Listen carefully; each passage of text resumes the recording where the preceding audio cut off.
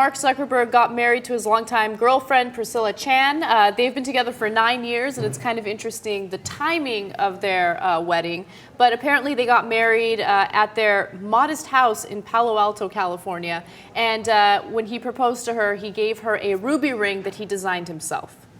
All right, so let me say the good parts and the bad parts here. All right, good part is, I really appreciate how modest he is in a lot of ways, right? They're not doing the diamond ring, he marries his longtime girlfriend, etc., right?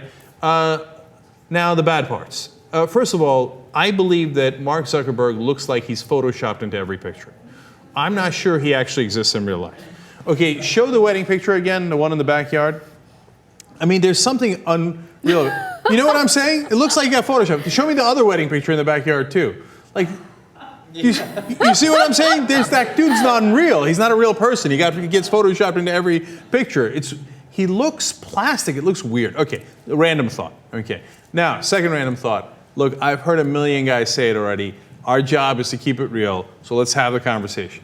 People are saying if they had billions upon billions of dollars, they're not sure they stay with the same girlfriend for 9 years, let alone marry her after the IPO and everybody, she's gonna get billions, let alone her.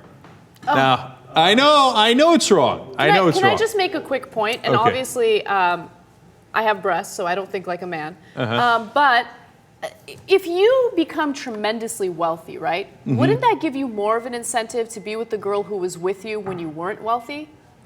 Sure, yeah, and because you can trust her, she's a real friend, she's not someone who's trying to take your money and a schemer, etc. The argument that a lot of guys would make counter to that is, if you've got billions of dollars, by all means, please have sex with 100 hottest women you can find. Okay, they're like, what's the point of having billions of dollars if you're not doing that? Now, where am I on?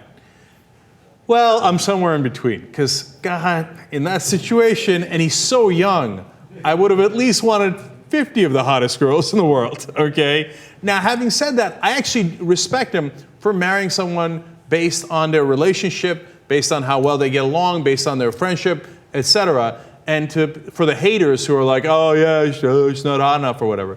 I think, to me, that says the world of Mark Zuckerberg, that he's marrying for the right reasons and not the wrong reasons. Like, so what is it right if he there's a super hot chick, yeah? Like, does that make him better and the marriage more likely to sustain itself? No, of course not. They're saying that part of the reason they had a wedding after the IPO is because she could only get, I believe, the amount that the stock goes up after they got married. Right. So before, if they didn't get married at all, in California, since they've been together for so long, it's possible they could have been called a common law marriage, in which case the value of what she gets would be backdated to the beginning, which would be disastrous.